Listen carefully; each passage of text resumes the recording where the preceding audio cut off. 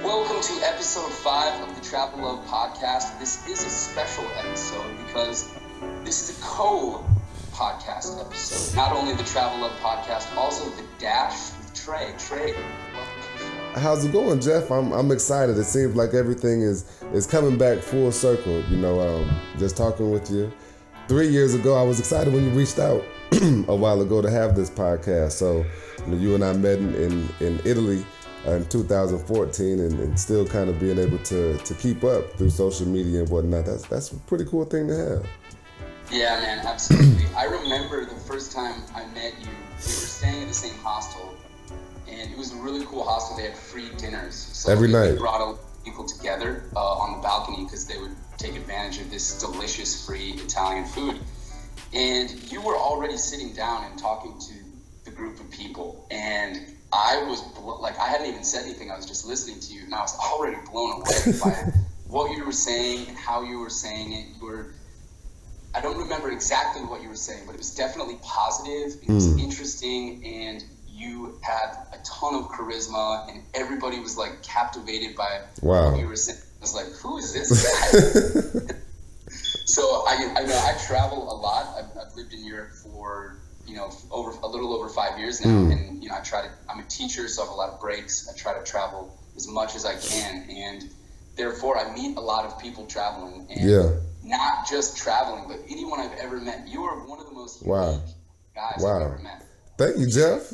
Thank you very much. That means a lot, and even that time, to put more context in, I was over there for 4 months.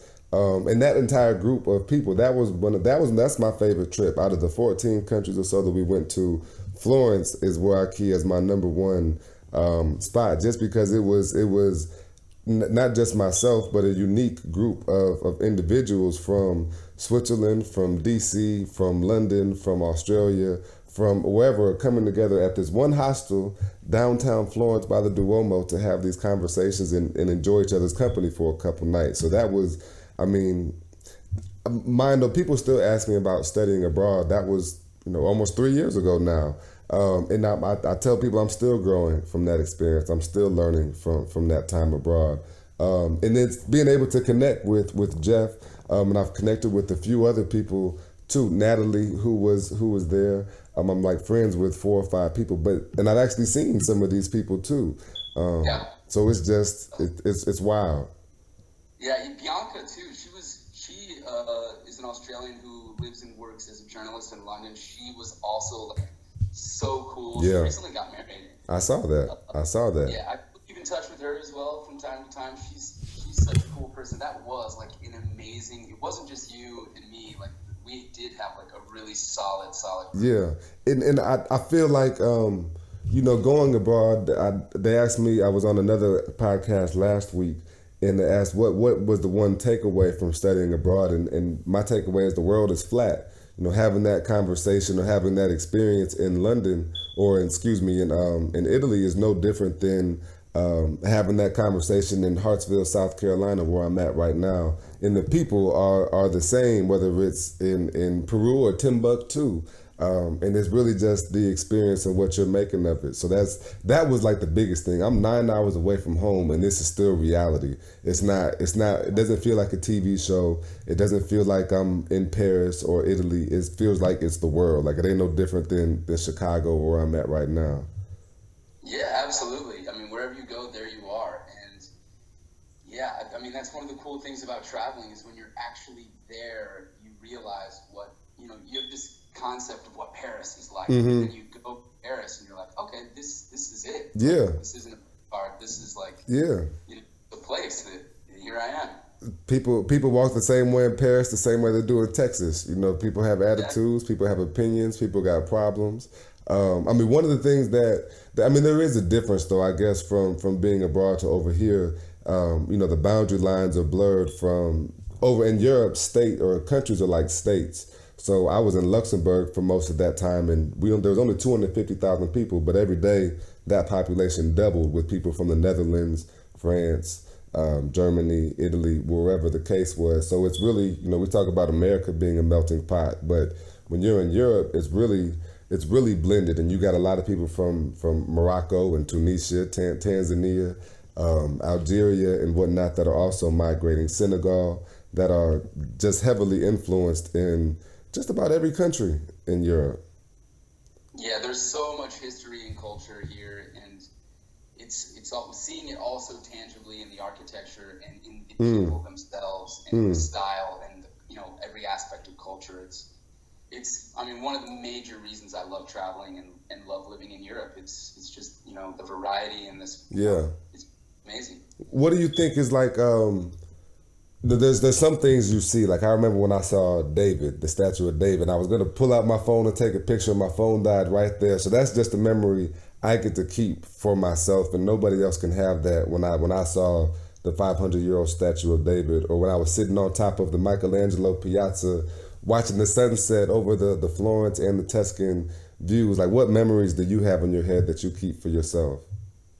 Oh, it's funny that you mentioned David, and it's funny that we were in Florence together, and that's where we met. But the single most impressive piece of art I have ever seen, and I've been to a lot of art galleries in a lot of different countries, and seen a lot of if I'm not a huge art guy, so right. If I see a piece of art and I recognize it, that means it's super famous. Yeah.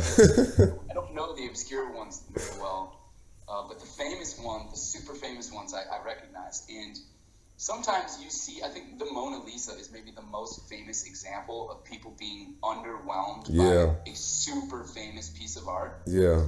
And for me, seeing Michelangelo was the example of being blown away. And I mean, that is the single greatest, most beautiful piece of art I have ever seen. It looks impossible. Yeah. That exists. Yeah. It looks like you could maybe build that now with like laser precision and modern technology. Like computers could maybe do that.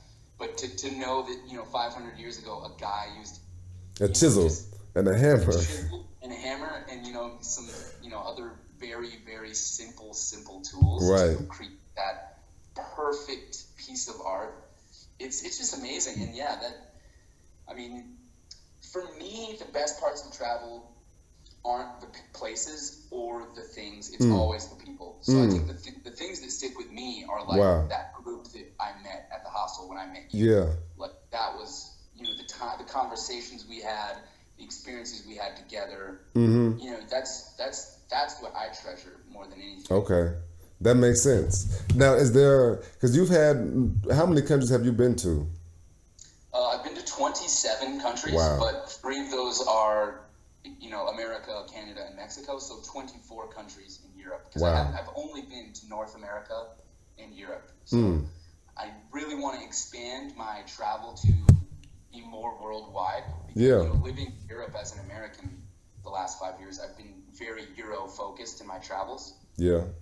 This year I'm trying to go to Morocco or, Turkey or, try to stick do some my more foot in Africa or Asia or, get some other continents on the list and, some different cultures as well. Right. That's fair. Do you already have those trips set up? Nothing is booked, but, as a teacher, I know what my holidays are. Okay.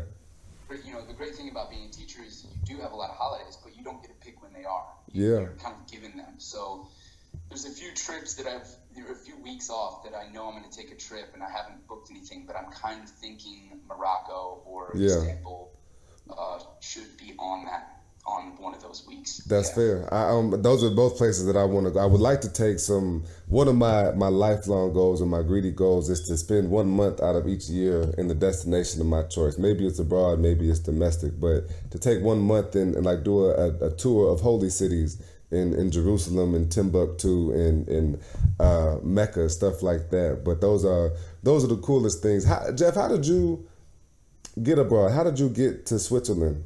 When I met you, you were still in Germany. How did you get abroad? Yeah, well, let me start from the beginning. Like you, actually, the first time I went off of North America was traveling or studying abroad in Cambridge. I went to the University of New Hampshire, and they had a sister school type of relationship with one of the colleges in Cambridge. So I spent a 6 or 7 week summer semester in Cambridge. So like the normal Cambridge students were on break for summer. So like a lot of the colleges offer like a summer program for international students like myself. So I was 21 at the time. It was in between my junior and senior years of university. And that blew very similar to you. It just blew me away. And that kind of planted the seed for I want to live abroad, or I want to travel a lot. I want that to be a part of my life on like an ongoing basis, like my lifestyle, essentially.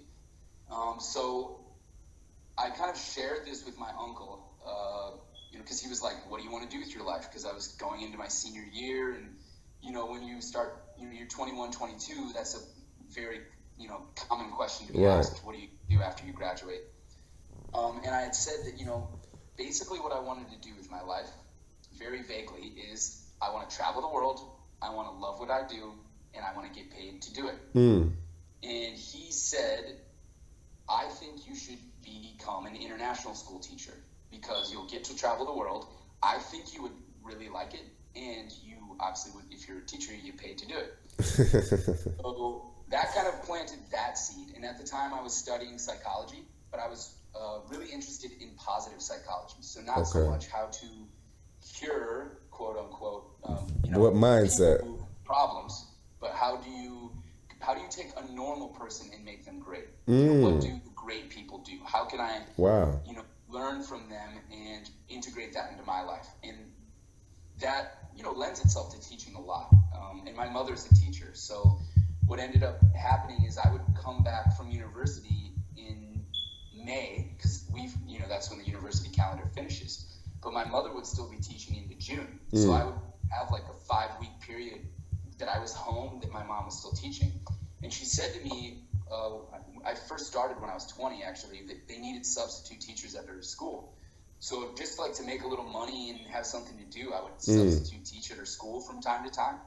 And that actually led to like a maternity leave position that I like finished out like the last month of the year. One year as like a PE teacher. Wow. And then I finished out, like they hired me essentially again on another maternity contract to fill in for a month as a special education teacher. So I would work with like really small groups of students in one-on-one, helping them, with pull-out reading and things like that. And I kind of realized through being in the school environment as a teacher that I really enjoyed that. That space. I liked mentoring, I liked teaching, I liked, coaching, I liked working with young people. And, you walk into a school, everybody knows each other, everybody talks to each other. It's a very positive community environment, and I really enjoyed that. So, and I also didn't want to graduate. I wanted to stay in school. So I was like, what can I do? So I saw that the University of New Hampshire had an education program that is 2 years. The first year I would be taking classes, and basically the second year I would be full-time in a classroom working with a teacher as a student teacher from the very first day of school up until I graduated in May. So I didn't quite do the whole school year with them just because the university calendar finishes early. So I did that when I was 23, 24. So that was a 2-year master's program that I did. And then as soon as I got into that program, my goal became, I'm going to be an international school teacher. And so all around the world, there's a company called Search Associates that holds international job fairs for international schools and international school teachers. That's called what? Search Associates? Search Associates. Yeah, it's just an international school job fair. And they have 3 in the United States. One of them's in Boston. One of them is in Iowa, which is hilarious because I'm actually from Iowa. You'd think it would be in like Chicago or something, but it's in Iowa. And the last one is in San Francisco, I believe. So I went to the one in Boston during my final year of grad school. And basically I went around to every single school that was offering a position that I was interested in. I'm a primary school teacher. I was, in a 5th grade classroom at that time. So I was kind of looking for 3rd grade, 4th grade, 5th grade, maybe 6th grade, depending on the situation, teaching positions. And literally every single school that was advertising for those positions, I walked around, introduced myself, because the way that it works is the first 2 hours, you go around around to the schools and try to secure interviews. And then for the rest of the job fair, the next 2.5 days, you go to the interviews that you secured in that first 2 hours. Gotcha. So that first 2 hours is crucial to make the connections that are going to be, fruitful or not for the rest of the time through your interviews. So I went to every single school that was offering a position that I was interested in, and every single school said basically the same thing to me. We love your energy. We love your attitude. We're really excited about the prospects of you as a candidate. However, you have no experience. And most of these schools are looking for 2 years or so of experience. And there are even some countries that require it as a visa. Like you can't get a visa unless you have 2 years of experience for certain countries. Wow. So I was kind of crushed because I basically was hitting no. It wasn't quite in that many words, but that's what it was, a no. But I just made no my vitamin, one of my favorite Les Brown expressions. Yeah. And I just kept going back, and I had made my way around to every single school. And eventually one of the schools said, listen, we can't hire you as a teacher, but we want to hire you as an intern. So I just kind of saw that as a way to get my foot in the door. And I got hired as an intern at the International School of Stuttgart in Germany. But I was due to arrive in August 2012. And in July 2012, they called me and they said, we have so many new 5th grade families that have joined our school. We need to open a new 5th grade class. Wow. We've already hired you. You're a qualified teacher. Do you want the job? Wow. So before I even showed up, I got a promotion, and I was going to be a teacher. So it was just this amazing opportunity, right place, right time. So I taught in Stuttgart for 3 years, went to the same job fair, the same company, but at this time I went to the job fair in London. So that is in February or so. So this is now February 2015. So I was in my 3rd year of teaching in Stuttgart. And I actually went to that job fair not necessarily even wanting a job because I had my job in my back pocket in Stuttgart, and I thought actually I would stay for a 4th year and then go somewhere else. But because I could go to this fair and not have to give up my job, I just wanted to go to see what opportunities were out there, to see what my marketability would be now that I do have some experience, just make some connections so that the following year I would have, an even firmer base to stand on with more connections and more opportunities and possibilities. But, long story short, I got an offer from the International School of Zug and Lucerne in Switzerland, and it was an offer I couldn't refuse. So so I talked to my director, and I kind of told him about this, and he was actually, a lot of these directors know each other. So he actually knew the other director that was offering me a position. He was like, yeah, man, take that. You would be a fool not to take that job. So, long story short, that is how I ended up in Switzerland. Wow. And you touched on a lot of points there, and I didn't realize how, I studied psychology as well. And, me studying abroad was at a branch campus of Miami University. But a key thing that I want to stick on there is how you created your opportunity to be abroad. And I read this summer, I read The Alchemist, and they talk about your personal legend and really being led by your stomach and being led by your heart and that intuition. When you follow your purpose and your path, when you follow, you said those 3 things. It was, you said what, travel? I want to travel the world, I want to love what I do, and I want to get paid to do it. And when you can identify, that's specific. Les Brown says too, if you have a general goal, you will get a general result. Those are 3 specific sentences, and when you have that, you get what you want, you get what you ask for in life. And it may never happen how you thought it would, but every time you ask for something, you get it. Absolutely. I'm a firm believer in that. And it's not just about asking either. It's about taking action and implementing all the knowledge in the world. You can know you're supposed to eat right. You can know you're supposed to exercise. You can know that drinking water or meditating is good for you, but unless you implement those things in your life and actually embody them and do them you're not going to get the benefit. It doesn't matter. Yeah, you're right. And you know, you're making me think about my trip to study abroad.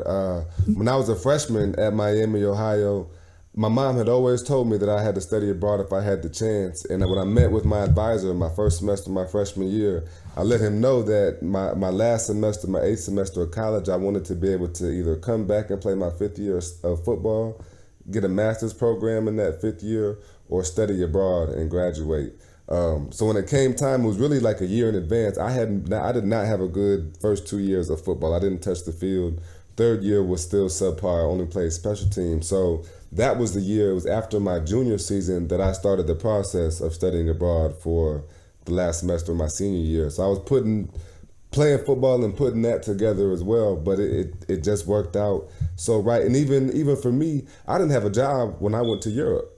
I didn't have a job over there, so it got to be like the last month, and it was time for me to come back to America and graduate, and I didn't have a job, but I called one of my mentors, and that's how I ended up getting here to South Carolina on a job. But even still, like going over there, and you mentioned Les Brown, who I got to meet last year, and I'm sure you know he's one of my favorite people. It was listening to him in the attic in Luxembourg at my host family's house, probably doing push-ups, when he said, "I'm the one," and write down 5 reasons that you're the one. And it really just sent that through my body with Toastmasters in life. And like, I have to do what I've been called to do. Like, I can't make an excuse to work a 9 to 5. And even still, no, it's not about a 9 to 5 or working for yourself or whatever, but I cannot do things that I'm not passionate about, because I would just be miserable.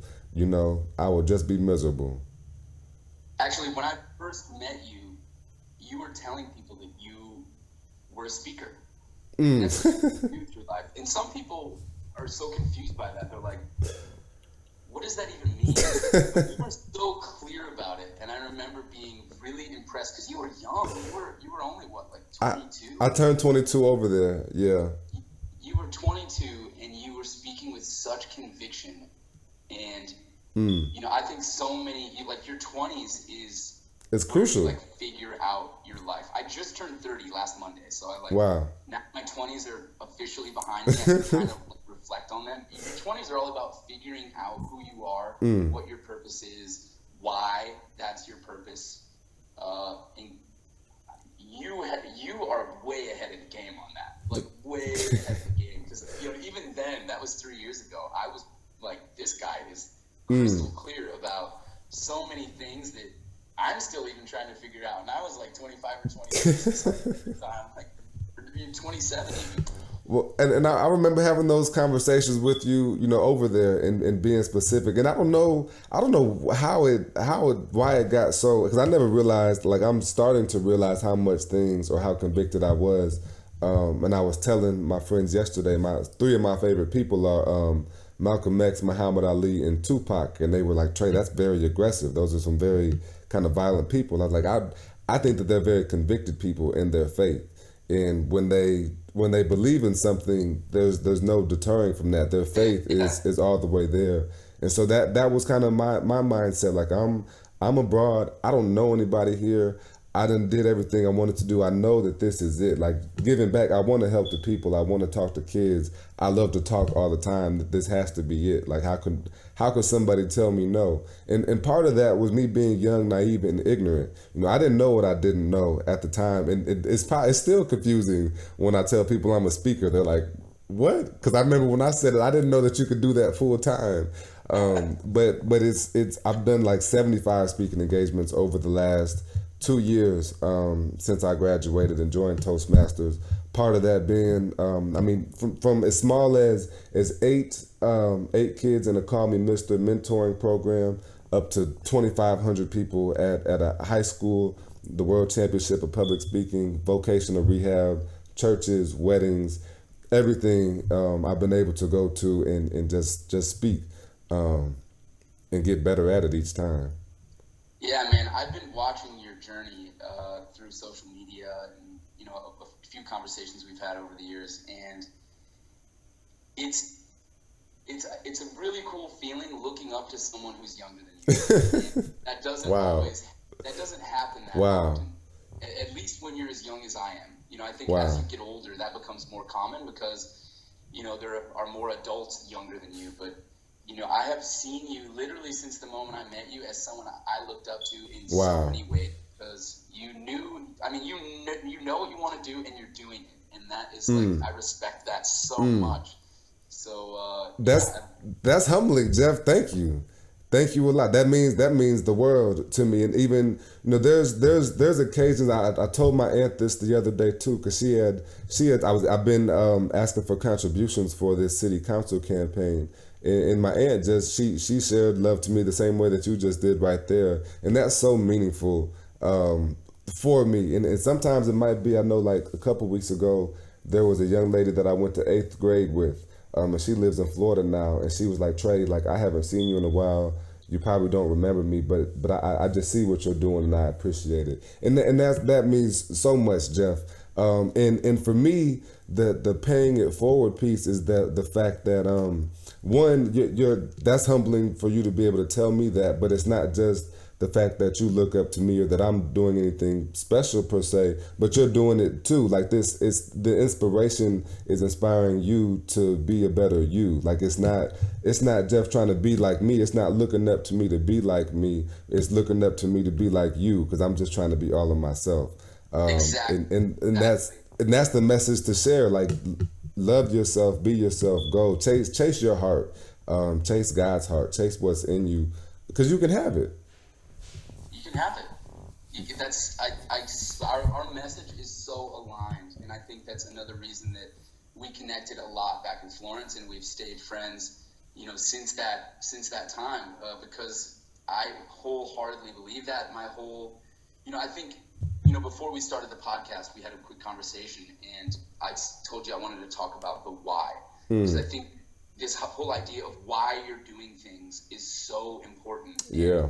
For me, starting to make videos and starting this podcast and, being relatively new on this journey, my why has started to blossom a little bit more. I think when I started, it really was, that you even mentioned it, being the best version of myself. And that was something I was already trying to do. And then that just kind of led to me wanting to share it to, provide value for others as well. Yeah. But honestly, especially early in that time, it was, I would say, even more, it was still about me. Like it was my growth. It was about my development. It was about, yes, I want to help others, but I really, even more than that, I actually want to help myself. Yeah. And now, as I step more and more into this space, and I get a little bit clearer and clearer about what my why is. And it is absolutely that is still a massive part of it. It is definitely about me showing up as a version of myself, but my why is shifting more into helping others and providing value for others. Amen. That, because I've had people do that for me, Les Brown, or you, or other people that I either know of or know through my journey that have helped me so incredibly much, and that is priceless, treasures that I really appreciate, and my why has shifted more into wanting to be that for other people and inspire them to be their best version of themselves. And that means so much. I think I just hit that lesson too. I can remember when I learned that lesson, and it was at the World Championship of Public Speaking for Toastmasters, and I got my butt kicked. But I wanted that trophy. I wanted to be the World Championship so I could keep studying abroad and seeing the world and talking to everybody. But that's when and I started saying it's all about me and it's not about me. It's all about me because it's only my decisions that I can control. It's only my thoughts that I can have. It's only what I can do every day. And that's what the dash is, your decisions every day. That's all that I can do. But if it's only all about me, I'm not going to get out of bed in the morning because sometimes I'm going to be too tired. I'm not going to work as hard because it's just for me. I can be lazy and unmotivated for myself. And that's where Tony Robbins says the secret to living is giving. I know you read a lot. Bob Berg talks about people do business with those they know, like, and trust, and it's about adding value. One of the things that is so important for me, and I think being abroad, that I learned is life is about principles and experience.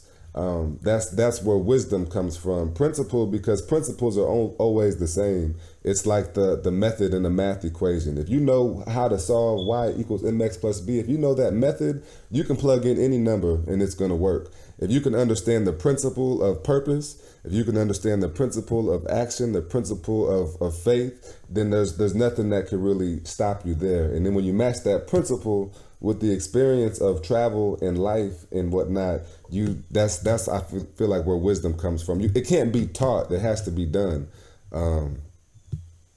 Absolutely, and I actually heard Tony Robbins talking the other day about, people think that success comes from acting right and making right decisions. And it does. He wasn't saying it doesn't, but you get to that point where you can act right and make the right decisions by having experience. How do you have experience? By making wrong decisions. Actually, a lot of them. Going and getting your butt kicked. Yes. At the Toastmasters event. Yes. It's not like it's just a trail of nonstop wins. It's actually a trail of nonstop mistakes that you're learning from. Yes. Guide your course a little bit better, and now next time you know not to step in that direction. Just a little bit more, on track. That's exactly. It's all those failures, and to keep it practical, looking at baseball, you're a great hitter if you can bat 300. If you get 3 out of every 10, you are phenomenal. In basketball, if you make every other shot 50%, you are a Hall of Famer. Like those are, in Obama, he had a 52% approval rating. That means 48% of the people in the country did not like Obama. The more you do, or the more you grow, the kind of more failures that you have to experience to gain that wisdom and know the principles too. That's a great point. Yeah, I think that's, for me, that was a big barrier I had to get past to even start to put myself out there in videos and in podcasts. Is that fear of failure, and just getting not rid of it. It's not like I've completely gotten rid of it, but it's something I've gotten past or gotten through by just recognizing that the mission is more important than the fear. Like, you can have 1,000 reasons to not do it. All you need is one good reason to do it. And if you get clear about that and why you're doing it, then it gives you the courage. And sometimes, for me in my journey, I had to have some other people give me that permission as well. Because people were like, man, what you just said is so interesting. Wow. People would like to hear that. Yeah. And then it's just like, you know what? Enough people have told me that. I am going to put this message out so people can hear it. Yeah. And sometimes people start seeing things for you before you see it for yourself. And that's kind of how you know when it's the right time to go as well, as before I left my job in April, the month before, students kept coming to me and telling me that I wasn't going to be back next year. I'm like, yo, I haven't put in the resignation. I don't have any contract. I don't have nothing going on. But by the end of that month, I did have a contract and I was putting in my resignation. They saw it before I could see it for myself. And sometimes that's the best way to move forward, when people see it for you. Absolutely. Earlier you talked about some of your mentors. I want to quickly talk about the 1/3, 1/3, 1/3 rule, and then I would love to hear you talk about some of your mentors. I recently came across this idea of the 1/3, 1/3, 1/3 principle, that 1/3 of the people in your life should be peers, 1/3 of the people in your life you should be mentoring. Yeah. 1/3 of the people in your life should be mentors for you. Right. So I've really tried to, as a teacher, I mentor a lot of people, and I have peers as well, and I do have mentors, but I think in the last 6 months or so, I've really been seeking out more mentors, and I would be interested to hear you talk about the mentors you have, how you found them, and just your mentors that are important for you. That's a phenomenal point. Well, I'll start with the 1/3 that's above. I've heard the rule before. I don't know it. I've heard Ty Lopez, I think, talk about it. Yeah, I don't know where that came from, but it's definitely not mine. It's that's okay. I would say that top third of the people that have mentored me, a lot of them are books. I've probably read 100 or so books over. Well, I started reading intentionally when I was like 16 years old. Books like Predictably Irrational, The Murderer Next Door, The Slight Edge, stuff like that. So that's where I learned a lot of those principles. but the living people. Well, and I'm gonna say this: the reason why books are mentors because you can get 10, 20, 30 years of somebody's life in 2 hours of sitting and reading. So those were big. Reading a lot was a lot of my a third mentorship. But then other places are just reaching out. Terrence Moore is a sports journalist for CNN, MLB, NFL.com. I met him at a Black alumni party in like 2013 at Miami. We went to the same school, and me and him talk frequently. He's somebody that I reach out to. I stay at his house when I go to Atlanta. Always kind, has never wanted anything for me, but has always looked for young people that want to learn.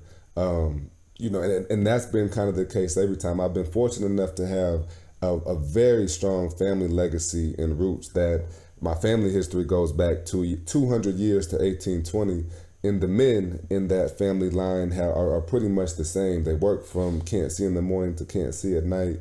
They help people. They go around. So I'm able to lean on my big brother, on my father, on my cousin. Even now in running in the campaign, I've got 3 or 4 family politicians that I can give a phone call and ask for support. So that would definitely be up there. And for somebody who doesn't have that kind of legacy in their family or doesn't necessarily know people off front, when I went to Toastmasters World Championship, I sent Facebook messages to former world champions, like 25 former world champions, and 5 of them responded to me, and I had phone calls with them. So sometimes it's not as hard to make a connection with a mentor, and many people are looking for someone to mentor, to that wants to be mentored.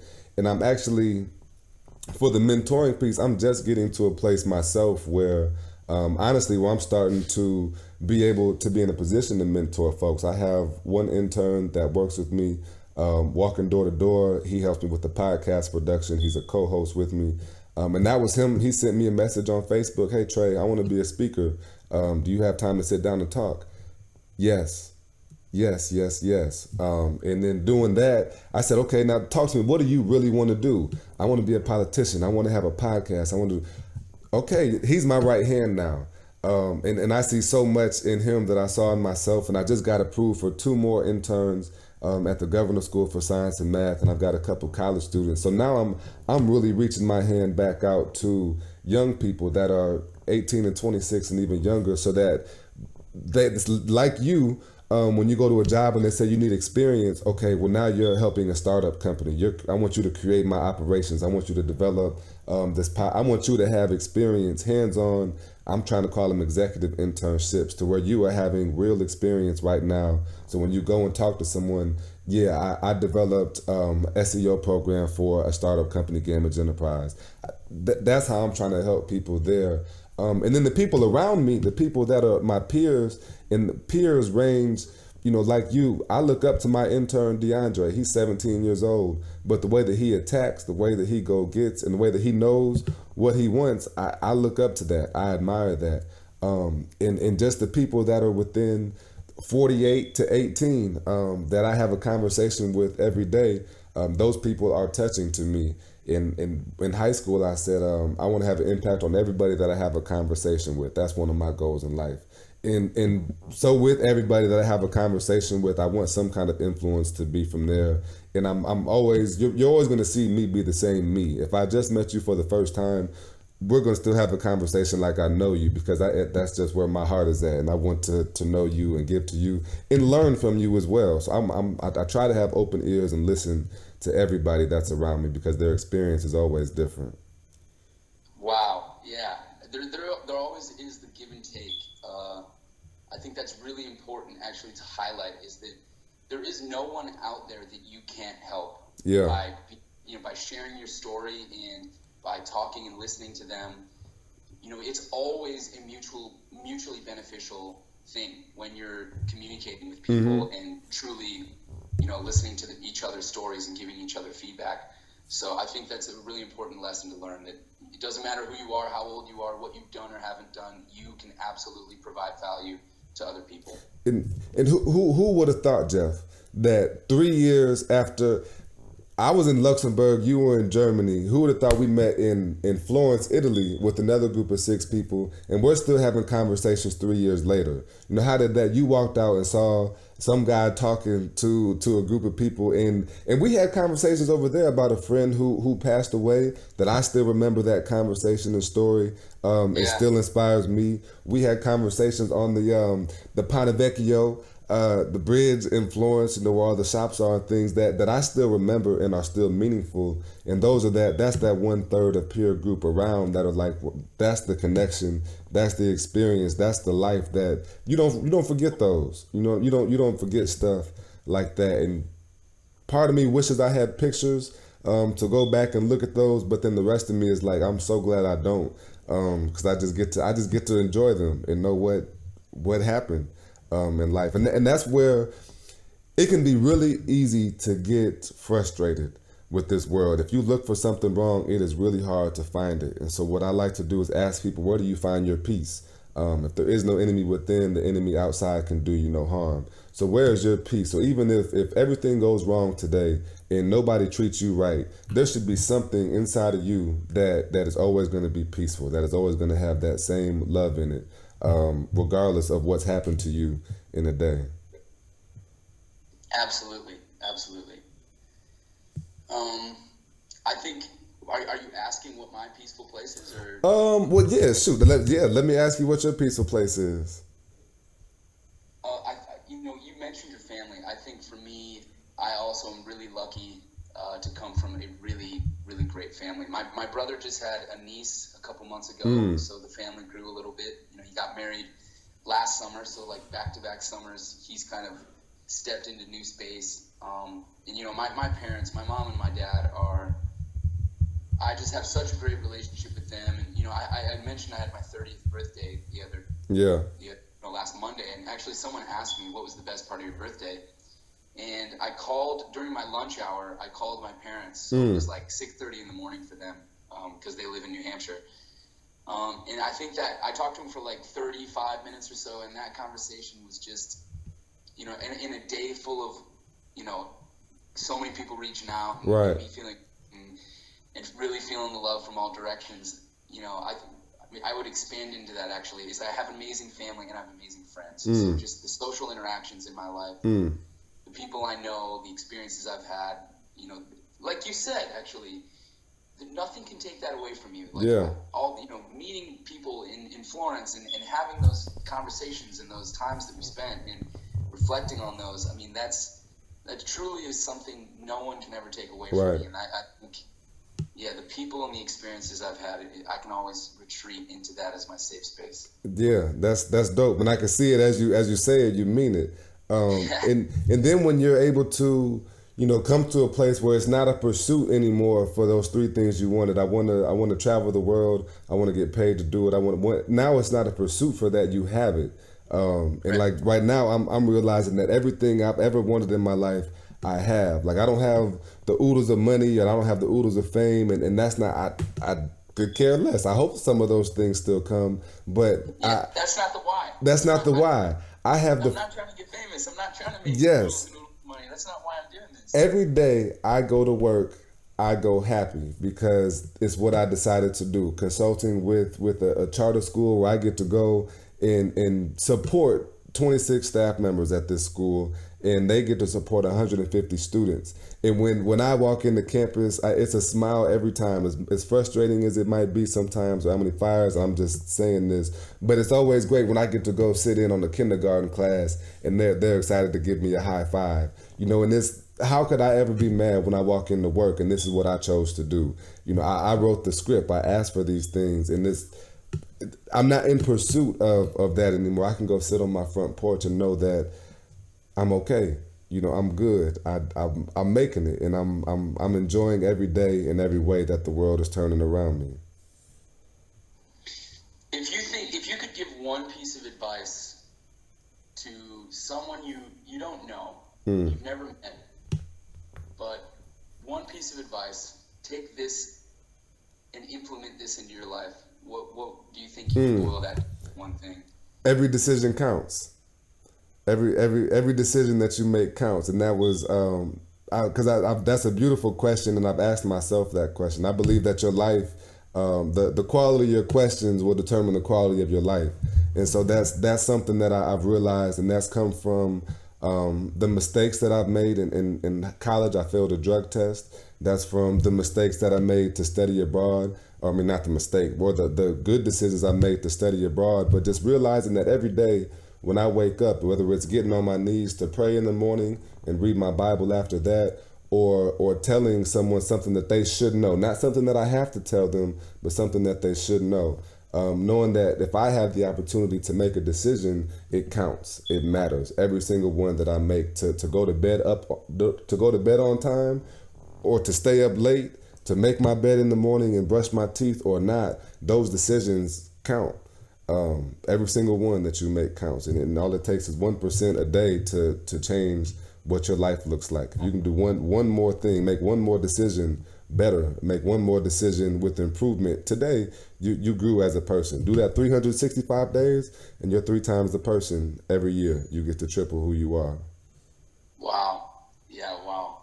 That's really well said. I think if I were going to answer that question, I would have a very similar answer, but I have the Travel Love podcast. So in my mind, my two messages I really want to put out is, well, I love traveling, so I love talking about that. But actually, it all boils down to me to love. The word love is like an all-encompassing word that means anything positive and good. And when I would answer that, expand your love.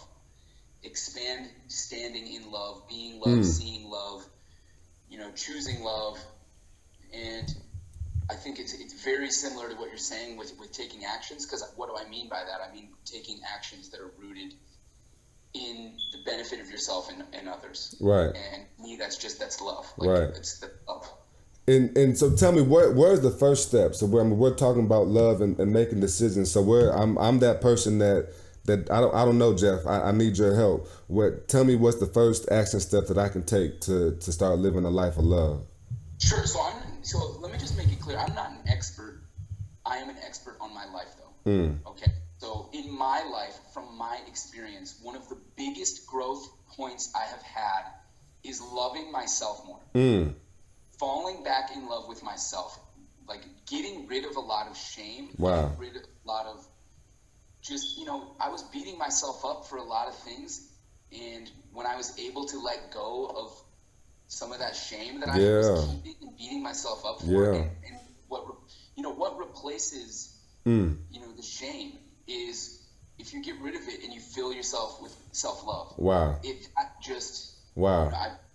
That was a major, major obstacle that, it's not like I'm done, it's an endless journey. You're always working on yourself, but my self-love increased a lot, and when that happened, my whole life started firing. If you love I'm sure you've heard the cliche, you can't love someone else unless you love yourself. Right. And you think there's a lot of truth to that.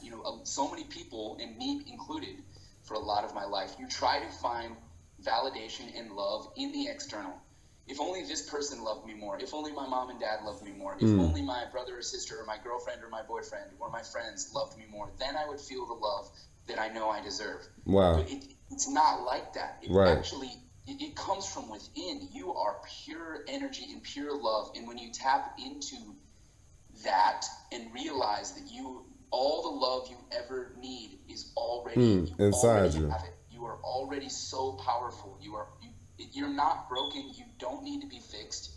You are whole and you are complete, but you're not finished. And you are pure love. So I think I would just say learn to fall in love with yourself. Get really clear about where you are. What are your sticking points? If you have goals, that's great. I think goals are awesome, but if you're looking at a map and you want to get there, that's your goal. You cannot use a map unless you know where you are. So get clear about where you are. Yeah. Then double down on love, self-love. And I think that will make the journey to getting to where you want to go, at least for me. Yeah. Again, not an expert, but I'm an expert in my life. And for me, self-love has helped me get to my goals more than any other thing in my life. I love it. I've got one more last question for you, Jeff, because we talked earlier about how vulnerable you've been able to make yourself, and I think that's a big piece of it, and the key word too is being vulnerable. Will you tell me, or maybe you haven't answered this question yet, what is the next barrier of growth that you're trying to get past? What's the next hump that you're trying to grow over? And if not that one, what's the last hump that you got over? What's the last thing that you kind of let go of? Wow, that is such a good question. For me, it's all about implementation. That is the next. I think at this point, I've really leveled up on my awareness. I'm aware of a lot of things. And I'm aware of, I've tried this in my life, this works. It's like the classic, you work out for 3 months and all of a sudden you're in really good shape and you feel great. Right. And then kind of take your foot off the gas because you actually were working out because you wanted to look good. And now that you do look good, you're like not working out as much. Right. Or, you wake up in the morning early and you do your stretching and you eat a really healthy breakfast and you lock into these patterns, and then you get to a point that you take your foot off the gas. Right. Because you wanted to clear up your skin, or you wanted to lose the weight, or you wanted to get the job, and you start hitting these goals, and then you take your foot off the gas. So I think for me, I'm trying to expand what I think I did. It's not what's possible. It's what I think I deserve. What is my comfortability? Wow. What is like the level of Wow. happiness that I'm allowing myself to Wow. become my new normal?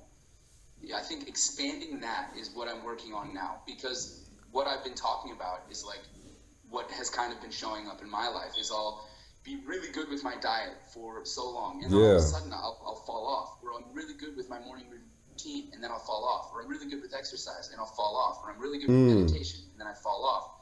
And I always fall off when everything is going really, really well. Yeah. Because I think it's like there's something in us that we get used to how things should, this is my life. I'm only this happy, and I only have this much money, and I only have this many friends, and my relationships are only this good. Wow.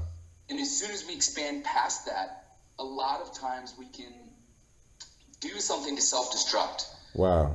And sometimes self-destructing is just going back into old patterns instead of pushing on like you were. I saw Pete Rose, a video he was in yesterday, and he said, when people ask me for advice about hitting or about baseball or about anything, this is what I tell them. This is what led me to my greatness. Be aggressive, be more aggressive, and always be hungry. Never be satisfied. So I think it's that third one, actually. Never be satisfied. If you look great, you can look even better, and you can be even healthier on the inside. If you're, reading a lot and all of a sudden you stopped, like you've lost that hunger, you've lost that drive. Why did you stop? Like you got content with, well, I just read 5 books.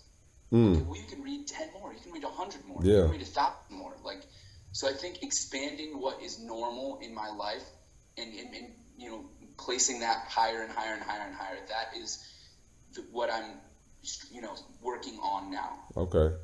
And same question to you. Question to you. Well, shoot, you knocked my socks off right there. That was great with the expanding on what I deserve. That is crucial. I feel that and I receive that, and knowing what you deserve. Because first of all, it's crazy starting a podcast how you're putting yourself more out there, but you're humbling yourself more on the process. So I think for me, and that leads into the answer for my question. This summer, I've been learning how to separate my head from my heart, my subjective opinion from the objective truth. And in that, I want to know how to continue to chase God's heart and how to chase my faith and my purpose without letting my ego get in the way. Because like you said, there's been those times when I got my D1 scholarship and all of a sudden I got worse, where I became a starter and all of a sudden I got worse, where I reached the World Championship of Public Speaking and all of a sudden I don't have the same motivation. So it's like, okay, Trey, you've done this multiple times. How do you separate the ego of your head from what your heart actually desires and what you want? So that's a piece that I feel like I've come to the realization around the eclipse time when that happened, separating the head and heart. And then I say another step for me is commitment. That's a place that I've always kind of ran away from, whether it's from a relationship or from a job or from a conversation. I feel like I run away from commitment because I fear rejection. I don't want to be told no. I don't want to be slapped in the face, and that's because it's things that have happened in my life. But we're talking about letting those go, and getting over that hump. And so I've committed to starting a company in Gamage Enterprise. I've committed to running for city council, which is a 4-year commitment. I'm committed to the relationships around me and being there. So that's something that I'm realizing, or that I'm working through as we speak, is how to be committed to people fully, or in situations and things.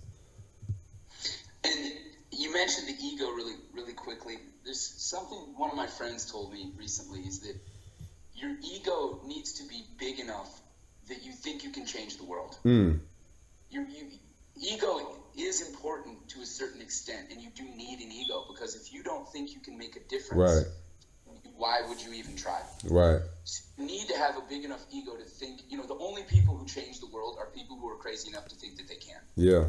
That comes from ego. But then there's the other side where you need to be humble and, like you said, separate your head and your heart. And I would even go one step further and say separate your heart, your mind, and your soul. Wow.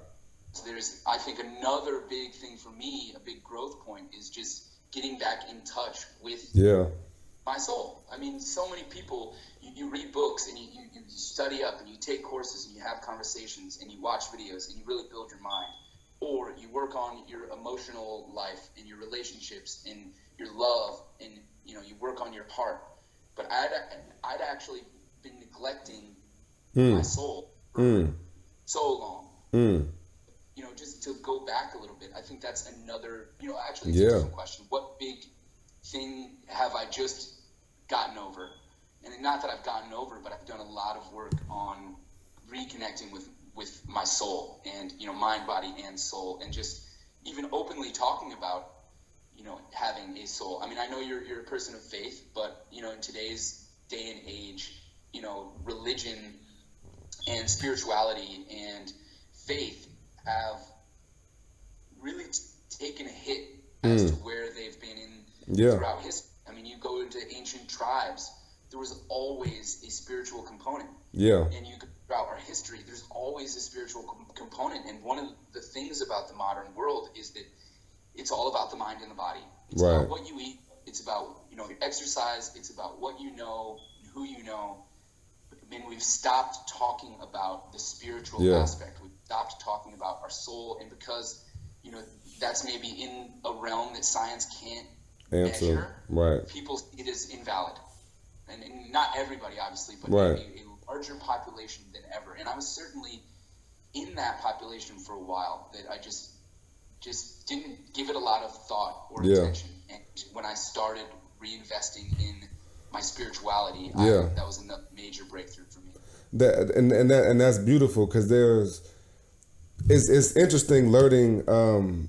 This year I've grown so much in soul and in spirit as well, and just submission to faith. And I know there's, you got your Buddhism, you got your Hindu, you got your Jewish, Christians, you have your numerology, you have astrology, you have everything under the sun. And what's important is the connection to faith. I believe that collective consciousness, everything in the world is God, or is faith, or is the spirit, and it all works together for good. And so for myself, I believe I am God. I believe that God is in me and of me. So when I can connect to my higher spiritual self, that takes me out of this flesh state or the earth state and into a place where logic doesn't have to be the only truth, where some things like quitting my job before I have a contract, that doesn't make sense, but my spirit told me that, or my soul told me that.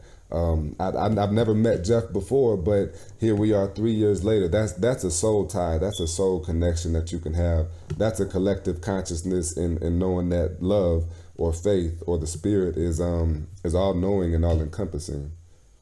Yeah, I think scientifically people would be willing to accept that everything is energy, right? Yeah. So to me, if you accept everything as energy, why won't you accept that everything is God? Or as I like to put it, everything is love. Everything is energy. Love is energy. Everything is love. And it's, I don't know, just a philosophy that I read the book Conversations with God, and that was the book that reawakened my spirituality, because it talked about so many of the problems I had with religion in a very simple step-by-step way that talked about why that misconception might exist. And it wasn't, this is a book that I think that the church would think is sacrilege. You know what I mean? It's not a sanctioned, book by the church by any means. But it is a book that talks about God and talks about love and talks about the soul. And I totally recommend that book. That's a big, big read for me as far as the value I got out of that book. Yeah, that's deep. It's really, it gets quite simple. I think even the word love. The first person I think I heard talk about love the way that you are is Erykah Badu. And at first I didn't really get it. Like, how can everything be love? That doesn't even make sense. But when you think of how encompassing the word love is, and like love is everything, and that's it. Love is everything. So when you do realize that, it makes it like, it's hard to be angry at somebody when they love you. It's hard to be upset and mad when there's love around. So I agree, Jeff. And this is a very valuable way to catch up, and to check in on life and even hold each other accountable, in a way to share the stories and to share the experiences. Because it's inspiring, for me to get up the rest of the day and do something great, and to keep adding value to people. Yeah, absolutely. Just a quick caveat. In the book, they talk about how there's this dichotomy of love and fear, but it's like dark and light and warmth and cold. There is actually no such thing as dark. There's just the absence of light. There is no such thing as cold. It is just the absence of heat. And that is what the love-fear dichotomy is. Okay, there is love and there is fear, but fear actually is the absence of love. Wow. So it's not as if that's why love is everything. Yeah. Well, that's not love. That's fear. Well, okay, that's just the lack of love, though. Or, I don't see any light. Well, it's not dark, actually. It is dark. That does exist. This is darkness. Or it is cold. Right. That does exist. But we're missing the light. It's only cold because there's no heat. It's only dark because there's no light. It's only fear because there's no love. Right. You add that piece in and you counter the other. Dark can't exist in light. Dark can't exist in light, and fear cannot exist in love. Yes, so that's a good one. Right? That might be a book right there, Jeff. That might be a book. It is a book. Conversations with God, Part 1. Take a read. Touche. Anything else before we close off? Hey man, I just want to thank you so much. I've had so much fun talking to you, man. This has been a blast. Keep going, man. When I first met you, you already had a speech. It was called Tackle Your Dreams. Yeah. I was really blown away by the work that you'd already put in and the wisdom that you'd already gained at your young age. And you're already well on your way to big things. And I'm super proud of you, and I look up to you, and just keep tackling your dreams, man, because you're doing it, and it's inspiring, man. So keep going. Thank you, sir. I appreciate that, and likewise, I'm inspired by it's that action and growth, and it's definitely a reciprocal looking up to in that case, man. So thank you so much for having me, and I'm glad we could do the show together. Absolutely. If you've listened until the end, thank you very much. I love you guys. This has been episode 5 of the Travel Love Podcast / The Dash. Look forward to having more guests on. If you want to be on the show, let me know. And until then, see you next time. Peace.